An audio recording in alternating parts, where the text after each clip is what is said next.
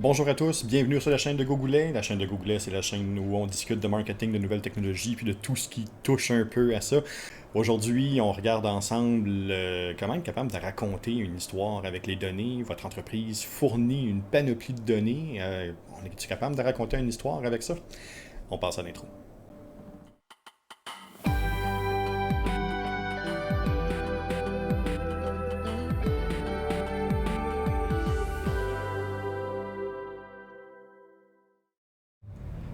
En direct sur Twitch, en rattrapage sur YouTube, sur les différentes plateformes audio aussi où vous êtes capable d'écouter le podcast. Bonjour, bienvenue. Bienvenue aussi à Michel Bouchard. Bonjour Michel.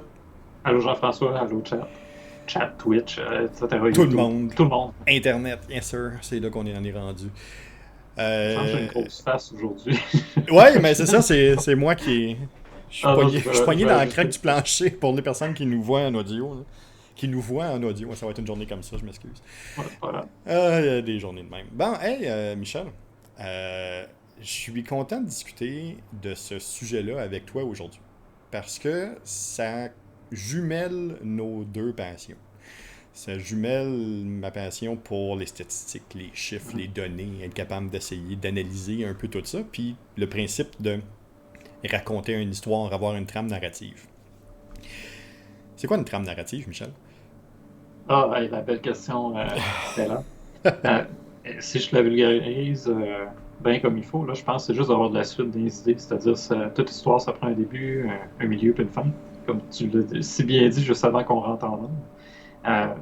Tu sais, à quelque part, ça prend des péripéties, ça prend quelque chose qui nous accroche, ça prend, tu sais, juste avoir un fil conducteur entre tout ça pour justement, qu'on parte d'une situation initiale, qu'on arrive à une situation finale, à une conclusion.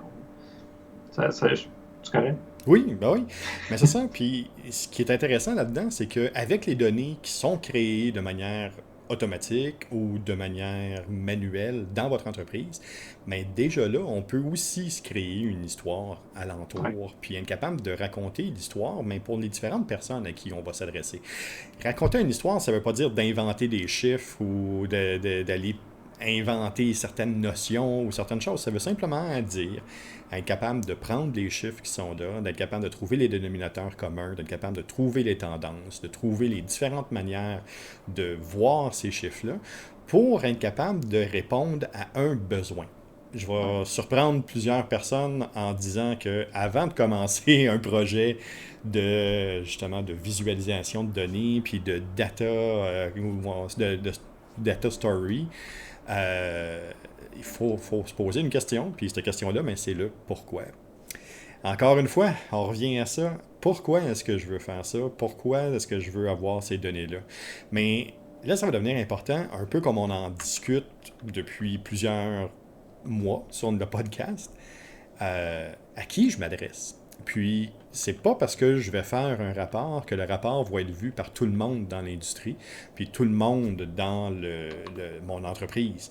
Fait que, à qui je m'adresse vraiment? Euh, Comment est-ce que tu changes la trame narrative de ton côté selon la cible? Ah, je trouve ça intéressant. La cible étant, étant la personne à qui je vais présenter les données, c'est ça? Ouais. Ou OK. les données, ou peu importe un document, soit-il, ou n'importe quoi, là, mais au point de vue d'une trame narrative, comment tu approches Ouais. ce Euh, changement-là? C'est drôle, au début, je faisais souvent l'erreur de y aller sans. Ah, tiens, le niveau de vulgarisation, je ne le maîtrisais pas pour ce qui est des données. Ouais. Pour ce qui est de la matière, pour ce qui est des affaires de même, pas de trouble, tu sais, des concepts marketing, j'étais capable de me débrouiller. SEO, étrangement, moins, mais bon, ça, c'est une autre histoire. Par rapport aux données, c'est ça, au début, j'avais bien de la misère à vulgariser, tu sais, identifier jusqu'où je peux aller pour expliquer ce que j'essaye de démontrer. Qu'est-ce qui s'est passé dans ton environnement numérique, justement? C'est quoi tes résultats sur Google, les compagnies? Euh, Fait que maintenant, je pense que je procède comme à une pré-analyse de c'est quoi le niveau de compréhension de mon client ou de la Ouais. personne à qui je vais présenter les données pour être sûr d'arriver comme, tu sais, on parle de storytelling de data, là. Je vais-tu donner le Seigneur des Anneaux à lire à quelqu'un qui ne sait pas lire plus que les recettes, tu sais, le code, Ouais. les recettes sur le côté, admettons, Ouais. d'un emballage craft, tu sais. Ou tu sais, c'est-tu quelqu'un qui va être prêt à recevoir des choses un peu plus complexes à comprendre, des termes techniques. Fait tout ça pour dire, je préanalyse à qui je vais le présenter pour être sûr de comprendre où il en est dans sa compréhension générale du sujet. On pense au SEO, mettons. Quelqu'un qui ne comprend pas nécessairement les nombreuses fonctionnalités du SERP dans Google, je vais me contenter de lui dire tu es en première page ou en deuxième page. Quelqu'un qui veut en savoir beaucoup plus, tu es à la 47e position, puis ton pourcentage de visibilité, c'est ça par rapport à d'autres. Selon la personne à qui je vais présenter, je vais pouvoir aller plus loin, mais aussi, je pense, selon le besoin. Parce que des fois, le besoin, c'est de savoir si ça marche pas. C'est pas nécessairement d'avoir tous les détails techniques qui entourent un résultat ou une donnée. Ouais, c'est ça. Tu vois, une des choses qui est primordiale avant même de commencer à présenter des données, parce qu'on parle justement là, de données, ben, c'est d'être capable de faire le contexte de la communication. Fait que, à qui je m'adresse? Ça va être quoi le but? Pourquoi je veux faire ce type de communication-là? Puis à quel type de feedback, à quel type de commentaire est-ce que je dois m'attendre? Est-ce que c'est des données qui vont demander un commentaire? Ou est-ce que je veux que ce soit vraiment quelque chose qui soit final? Donc déjà là, il y a plusieurs choses qui sont à placer puis à regarder comment je peux présenter ces informations-là. À partir du moment où la communication, le contexte de communication est bien établi, mais là, je peux commencer justement à travailler sur une trame narrative. Fait comme tu viens de le dire super bien, mais tu sais, mon niveau de langage, mon message, comment est-ce que je vais l'ajuster? Puis le début, le milieu et la fin, on en a discuté, mais le début, le milieu, de la fin dans des données, comment je peux faire ça?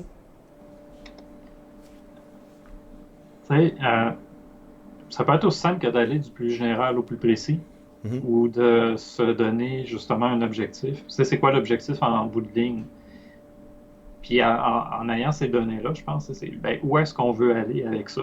Si tu prends une meilleure décision, si tu comprends comment que ça se passe sur nos réseaux sociaux, si tu mieux cerner notre auditoire, développer Mhm. une meilleure compréhension d'un sujet bien précis. Tu sais, je pense que dès qu'on sait ça, on est en mesure de mieux structurer l'information, de mieux trouver le fil conducteur pour amener la personne à cet objectif-là, à ce point final.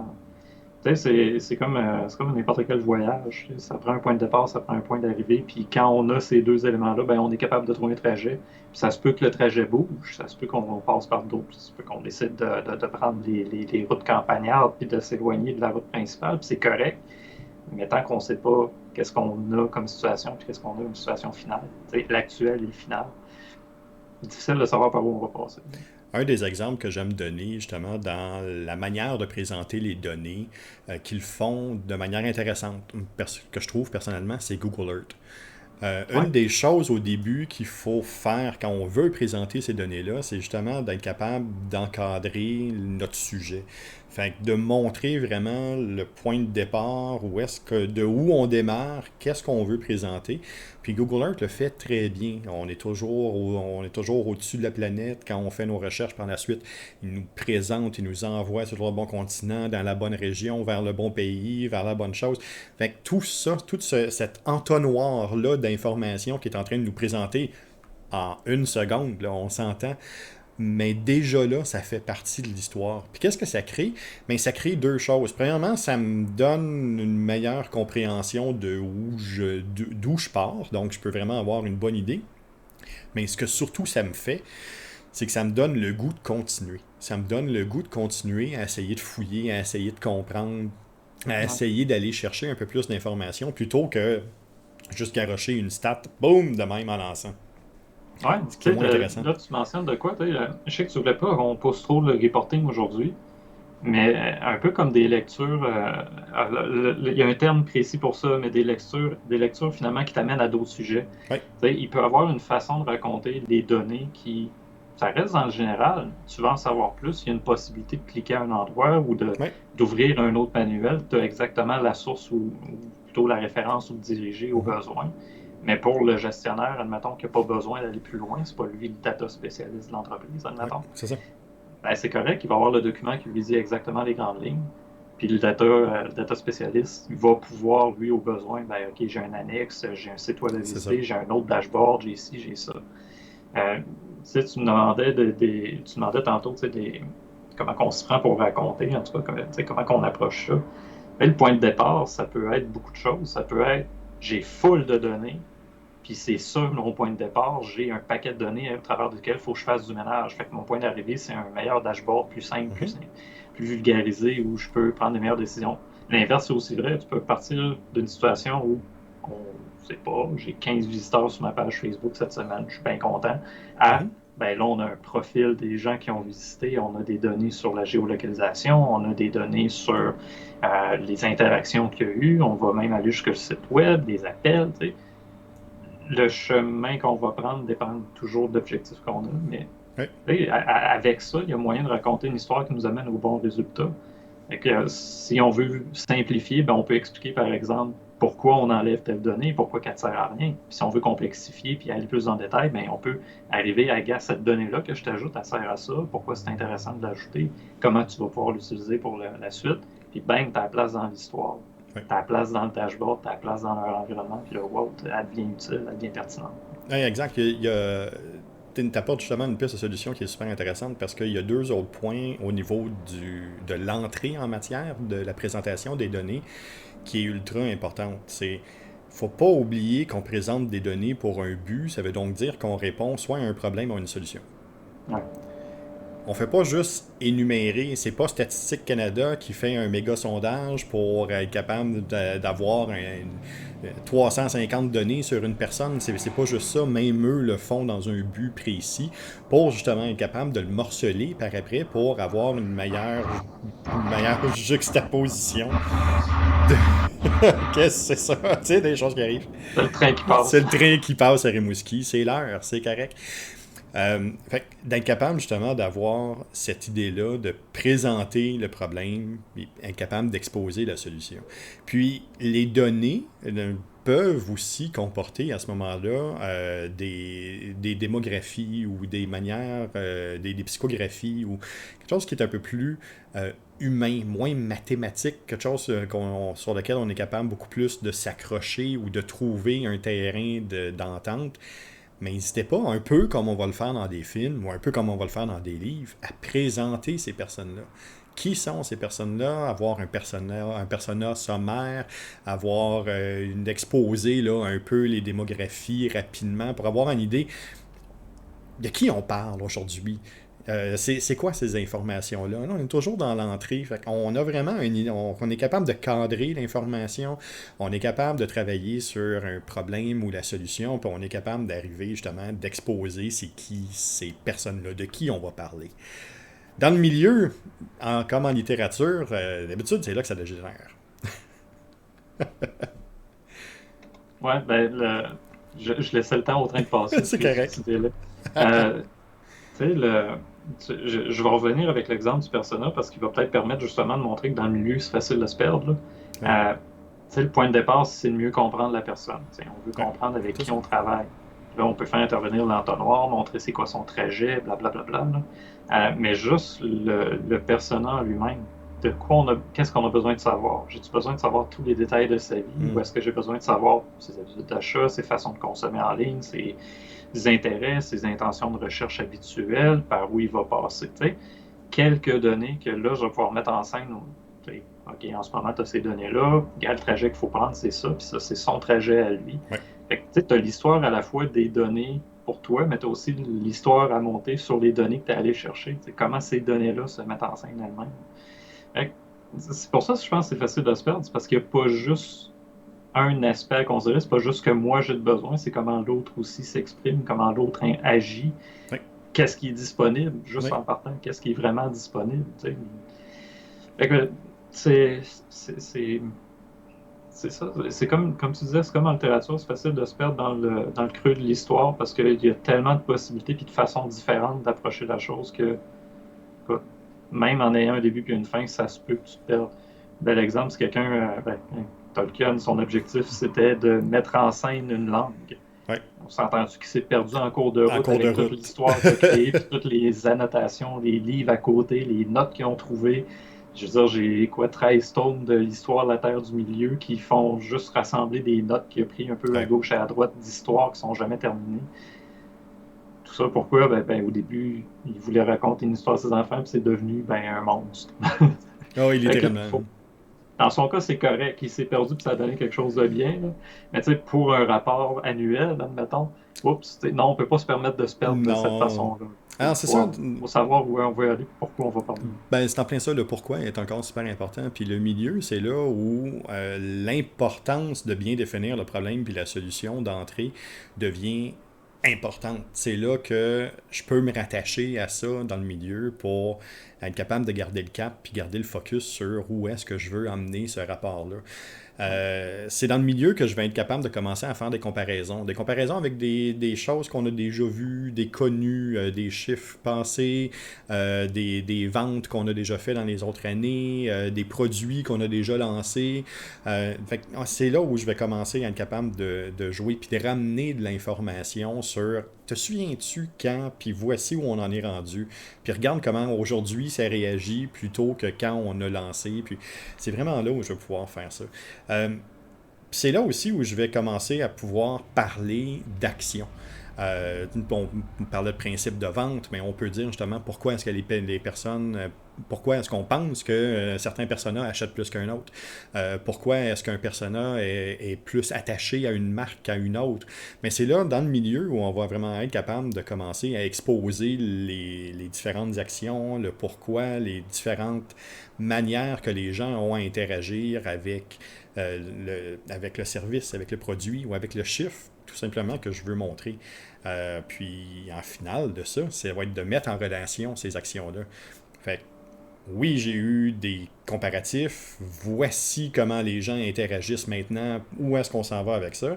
Puis, par la suite, mais ça va être capable de faire des relations. Fait que, on va être capable de trouver le dénominateur commun, de trouver les tendances dans toutes ces informations-là pour être capable d'arriver à un juste milieu, puis de dire, voici le relationnel, voici pourquoi les personnes agissent comme ça, voici si on prend la tangente 1 ou la tangente 2, vers où on irait, puis voici, ce serait quoi les prévisibles. Fait que là, on commence à avoir quelque chose. Mais dans le milieu, c'est là où il y a un paquet d'informations, puis c'est là où il faut faire attention. Puis c'est souvent là où il faut vulgariser, Ouais. pas omettre, pas cacher, puis surtout pas biaiser. Ouais. Ces informations-là, c'est trop facile souvent dans la tête de la personne qui va monter le dossier de biaiser un peu puis de montrer l'information vers où on aimerait aller, où on aimerait de pousser un peu, de montrer la décision qui serait la plus intéressante et intelligente selon Ouais. notre perception, ce qui n'est peut-être pas celle de l'entreprise. Mais c'est important de présenter le pour et le contre de chaque côté. C'est pas tout, un peu comme dans Tolkien, c'est pas tout qui est blanc, c'est pas tout qui est noir, il y a un paquet de zones grises là-dedans. C'est pas tout le monde qui est fin, c'est pas tout le monde qui est méchant. Ben, c'est la même chose pour les données. Toutes les données ne sont pas créées égales. Ouais. C'est important d'être capable justement d'aller chercher ce qui va construire le mieux l'histoire, puis pas biaiser. On veut pas lire un livre, puis être rendu à la page 50, puis déjà savoir comment ça finit. Là. C'est pas le but. Là. Ouais. Non, mais ça prend aussi, tu sais, j'aime ça, en fait, là, tu me sortais avec le lien avec la littérature qu'on peut faire. Hein. Il y a des narrateurs en qui on peut pas avoir confiance. Il y a un terme pour ça, il faudrait que Marie vienne parce qu'elle a fait ses études là-dessus. Euh, je suis pas sûr que ça. Faut avoir confiance dans le narrateur de l'histoire des données, mais il faut Ouais. aussi que les données elles-mêmes soient crédibles. Exact. C'est un narrateur non fiable. Mais tu sais, quelque part, la personne qui présente les données, de un, je suis pas sûr que c'est tout le temps la personne qui a fait l'analyse qui est la meilleure placée pour présenter les données. Des fois, justement, on est tellement proche des données, on est tellement habitué d'en parler de manière savante, tiens, que quand on vient pour la présenter, oups, c'est un peu plus dur de se mettre au niveau de son auditoire, surtout si c'est la première fois qu'on les rencontre. Ouais. Mettons, c'est un CA, puis là, tout d'un coup, il y a 15 personnes autour de la table, puis il n'y en a pas un qui a le même niveau de compréhension puis de connaissance. Puis là, t'en as un qui dit, ouais, mais tu sais, pourquoi ma page Facebook ne marche pas? Ben, c'est pas. Hein? Ça peut être bien des raisons. Là. Fait que, c'est comme si le présentateur de données devrait être un bon conteur, mais pas un conteur de bullshit. Ouais, Il faut que exact. ce soit quelqu'un qui soit capable de vous raconter la bonne histoire, C'est ça. de la bonne façon, Ouais, avec les bonnes données, avec la bonne trame narrative, justement. exactement. Un coup que le milieu est passé, on veut être capable de clore ça d'une manière intéressante, intelligente, puis être capable d'amener ça vers un endroit qui va être un petit paradis. Ouais. Fait que oui, ça prend à ce moment-là un call to action. Ça nous prend. Ça prend une action. Il faut que les gens soient capables de comprendre pourquoi ils ont vu ces données-là, qu'est-ce qui va les pousser à utiliser ces données-là dans le futur, pourquoi ça leur a été présenté, puis pourquoi c'est important pour eux de comprendre ces données-là. Fait que c'est vraiment là où ça va être important. Mais ça va se faire aussi en grande partie avec un wrap-up. Donc, un retour sur tout ce qui s'est fait pour être capable de finaliser ça. Un peu à la fontaine, le but, c'est d'arriver avec une certaine morale, d'arriver Ouais. avec un certain alignement, une action, un peu comme dans les réunions. Quand on assiste à des réunions, le but est de sortir de cette réunion-là avec une action. Si j'ai assisté à une réunion, puis je sors de là, puis moi, personnellement, j'ai rien à faire, je pouvais peut-être juste avoir le transcrit ou ça pouvait peut-être juste être un courriel. L'important, quand j'assiste à une réunion, c'est de sortir avec quelque chose de concis, c'est de sortir avec une action. Mais quand je veux présenter des statistiques, c'est aussi ça. C'est oui pour faire le tour, oui pour bien comprendre, mais c'est aussi pour prendre des actions. Ouais, c'est pas juste, c'est pas un rapport pour avoir un rapport. C'est pas un rapport annuel parce que ça en prend un. Le rapport annuel devrait être utile à quelque chose. Ça peut être aussi simple que de prendre une meilleure décision par rapport à un aspect de notre entreprise. Comme ça peut être aussi complexe de se poser des questions vraiment plus larges et on a encore notre place. C'est quoi Oui, c'est quoi nos solutions pour l'avenir? Oh, ça marche pas pantoute. Puis l'important justement de ne pas cacher la vérité. Il y a tellement de gens qui. J'aime pas ça que les gens.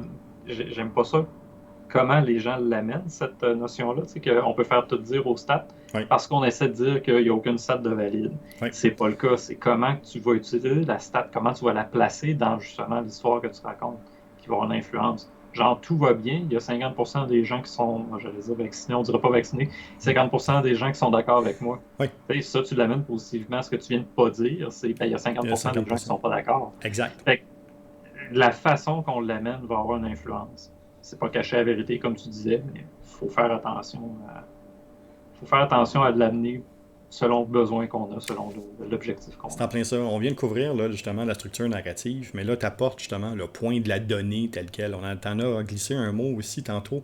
Je veux m'assurer de la qualité de ces Ouais. données-là. D'où ça provient, de quelle manière c'est fait. Oui, je vais chercher des stats démographiques. Est-ce que c'est des stats démographiques qui proviennent de mon oncle Roger, qui est en quelque part dans son sous-sol, ou est-ce que c'est des statistiques démographiques qui proviennent d'un établissement reconnu, du gouvernement, des gouvernements, d'organisations internationales qui se permettent justement de faire ce type d'enquête-là.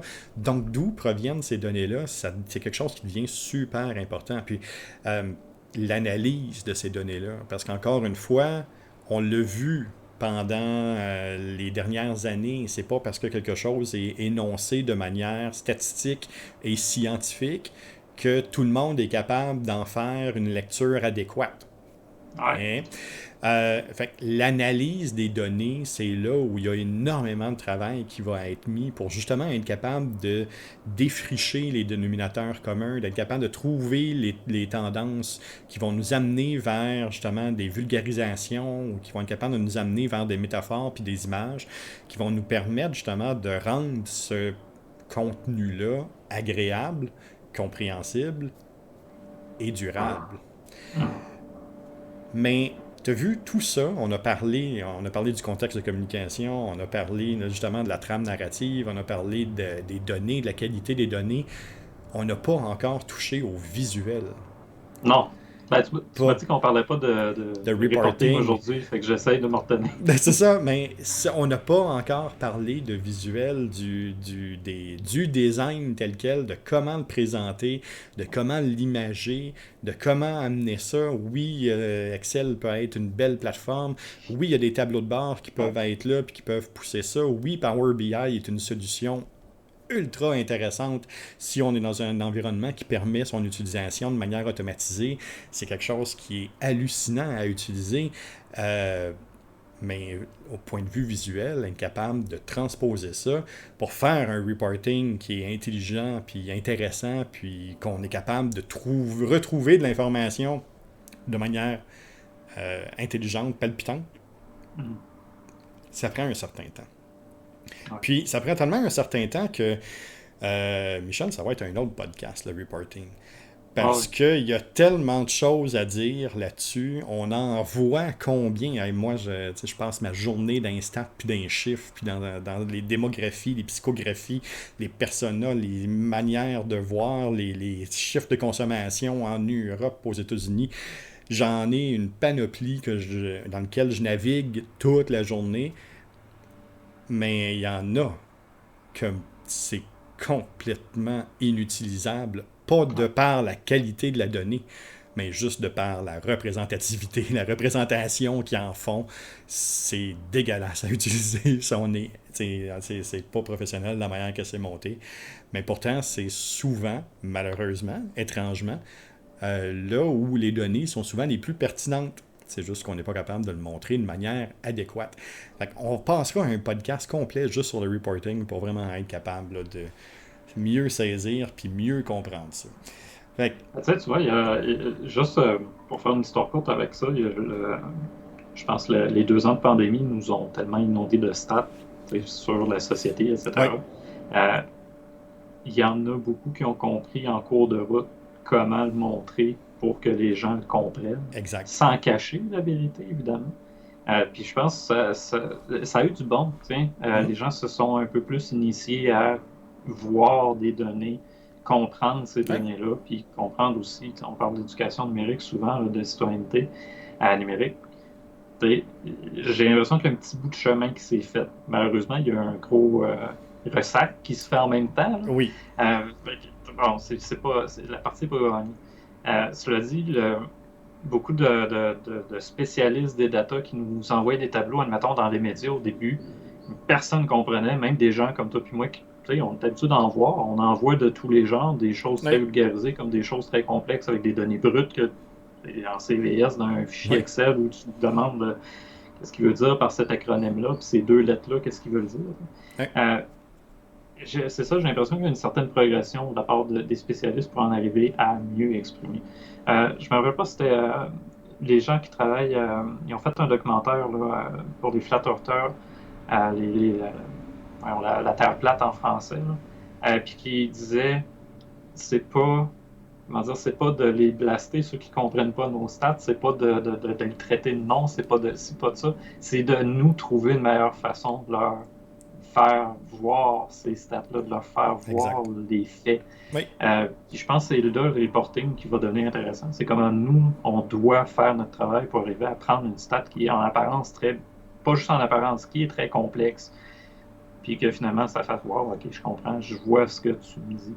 Ça, c'est pas donné, c'est pas quelque chose non. qui se fait facilement, puis que moi, le premier, mes rapports, mes dashboards, je les change à tous les semaines. C'est pas à tous les mois. Fait que j'essaie de C'est les quelque faire chose, ça. évoluer constamment à mesure que j'avance. D'autant plus qu'il y a plein de nouveaux outils qui Ouais. sont sortis dans la dernière année, qui étaient déjà présents, mais que là, ils ont vraiment pris du galon, sont vraiment allés beaucoup plus loin. Puis il y a des outils gratuits qui sont disponibles, il y a des outils payants qui offrent une panoplie de choses. On peut greffer ça avec l'intelligence artificielle maintenant, Ouais. qui est capable de faire de l'analyse en temps réel. C'est pour ça, le reporting, ça va être un autre podcast. On va discuter Ouais. vraiment juste de ça, parce que là, à ce moment-là, on va vraiment être capable de se poser la question puis de faire le tour un peu plus de la situation, parce qu'il y a tellement d'avenues puis il y a tellement de choses qui est possible. Michel, ça fait déjà plus de 30 minutes qu'on discute ensemble de storytelling de données, de comment raconter une histoire avec les méga données, avec le big data. J'ai envie de regarder avec toi la semaine prochaine. Euh, Ça va être C'est l'heure cool. du pot. C'est l'heure du pot. La semaine prochaine, on va discuter de quoi? Peut-être de reporting, il est là-dedans, mais je sais pas. C'est le pot qui choisit. Je vous rappelle On qu'on n'a va... pas. On l'a jamais pigé, reporting, je pense. Non, non, on n'a jamais pigé. Fait que non, on va pouvoir... Ah, bye bye. On va pouvoir regarder ça ensemble. Je vous rappelle qu'on pige un sujet dans un pot qui va nous permettre justement de discuter la semaine prochaine. La semaine prochaine, encore une fois, toujours en direct sur Twitch à 15h30. À 15h, ouais, pas 15h30, à 15h. Je reviens de Rediffusion. voyage, c'est correct. Ouais, c'est ça, là. C'est les heures de train qui me rentrent dans le corps. Euh, Ça va être ça aussi en rediffusion sur YouTube, sur les différentes plateformes audio aussi, pour nous écouter si ça ne vous tente pas de nous voir la face. Semaine prochaine, vendredi le 20, on va être en mesure de discuter quelque chose qui nous touche quand même pas mal. Le SEM. OK. Ouais. De marketing, le Search Engine Marketing. On va pouvoir discuter de ça un peu, ça va être intéressant. On va pouvoir voir l'évolution, où on en est rendu. Dans un autre aspect aussi, peut-être pas juste le SEO, on va être capable de voir le SEM, comment on va pouvoir voir ça, puis toucher à ça. Il y a un paquet de choses qui ont changé, puis un paquet de choses qui vont changer en 2023 au Canada. Ça va être hallucinant. Donc, attachez-vous, on va être capable de discuter de ça. Michel? Je vais peut-être même amener plus que Google. En tout cas, il y a d'autres moteurs là, qui commencent à prendre un peu plus d'importance. Écoute, je suis même étonné de voir Ecosia et DuckDuckGo, comment ils sont populaires, même en région. Oui, de plus en plus. On va voir. Parce que, tu sais, si on parle de SEM, là, est-ce que tu fais du référencement ou du marketing juste sur un moteur de recherche? Peut-être pas. C'est important de savoir. Fait qu'on pourra discuter de ça. Michel, si on veut te rejoindre? Michel à remeza.tech, comme d'habitude. Sinon, le lundi à 16h sur le podcast du Sketch. Et le samedi matin, désormais, Game pour Extra Life pour les enfants malades. Exact. On vous rappelle sur la chaîne Twitch. Oui, on vous rappelle que Michel fait une levée de fonds pour Extra Life. Encore une fois cette année. 6e, 7e année? 7e? C'est la 7e, mais la 6e avec la page actuelle. Donc, il y a une année qui était avec une autre page. Je pense que c'est des années que j'ai fait ça en commun avec Magic Web. Parfait. Donc, 7 ans déjà que Michel fait la levée de fonds pour Opération Enfant Soleil. On vous rappelle que ça culmine vers une grosse journée de party, de plaisir, puis de jeux en ligne le 5 novembre prochain. Mais entre-temps, Michel est là assidûment les samedis en remplacement de Goldorak et des G.I. Joe. On est capable d'écouter Michel en train de... Tu joues à quoi demain, Michel, sais-tu? Probablement, je vais continuer Elden Ring. Ça s'y prête. Puis écoute, j'ai un autre personnage avec lequel je joue. Il n'y a pas de fin. Non, c'est ça, ça arrêtera jamais. En base de live avec. Là. Super, fait qu'on pourra te suivre là-dessus. Puis lundi, à ton podcast, sur le Sketch Podcast, lundi 16h sur Twitch, on parle de... Le sujet n'est pas déterminé encore parce que j'hésite entre deux. Il faut que je t'en parle en fin de semaine. C'est bon. Fait que, bon, c'est ça. Je m'excuse. Il faut que je t'en parle en fin de semaine. Bon, on en discutera ensemble. Fait que, raison de plus pour être sur la chaîne du Sketch, sur le twitch.tv, le barre en dessous, le underscore Sketch. Pour être capable justement de suivre Michel à 16h avec son sujet, qu'on ne sait pas ça va être quoi, raison de plus pour se brancher, pour savoir de quoi on va parler. Michel? Je peux te dire, on va commencer bientôt à parler marketing pour introvertis. Oui. Pour les gens qui sont un peu moins habitués de se mettre de l'avant. Lundi, c'est que il me manque certains aspects de ce que je veux parler, parce que probablement qu'on va se ramasser avec une séquence de plusieurs podcasts. Fait que j'aimerais mieux morceler pour apprendre ton vocabulaire avant de se lancer. Ça se peut que lundi, on revienne plus avec la pertinence du blog en 2022, mais quel genre d'article on peut créer. Je suis juste pas sûr encore. Je veux y penser comme du monde, parce que introvert, là, ça, il y a plus de travail à faire. Oui, il y a un peu plus de recherche à faire de ce côté-là. Michel, je te remercie. De mon côté, si vous voulez me rejoindre, gogoulet.com, vous allez être capable de trouver les différentes plateformes où je suis, être capable de suivre le podcast, être capable aussi de voir les différents outils sur lesquels je suis présent. N'hésitez pas à me contacter. N'hésitez pas à nous faire parvenir vos sujets. Vous voulez discuter d'un sujet de marketing en direct avec nous sur Twitch? N'hésitez pas, ça va nous faire plaisir d'être capable là, de discuter avec vous d'un sujet précis. J'ai déjà 2 personnes qui m'ont contacté pour des sujets assez intéressants, fait qu'on pourra regarder ça puis ajouter ça, mais au pot pour qu'on soit capable de voir un peu qu'est-ce qu'il y en est. Sur ce, Michel, je te dis un grand merci. Merci pour la semaine raccourcie. Et puis, on passe une belle fin de semaine. Profitez du beau temps aujourd'hui. Les orages s'en viennent. Merci beaucoup. Puis, passez une belle fin de journée. Prochaine.